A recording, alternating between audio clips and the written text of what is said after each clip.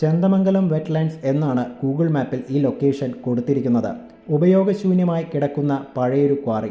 ആദ്യം തന്നെ വളരെ പ്രധാനപ്പെട്ടൊരു കാര്യം പറയാം.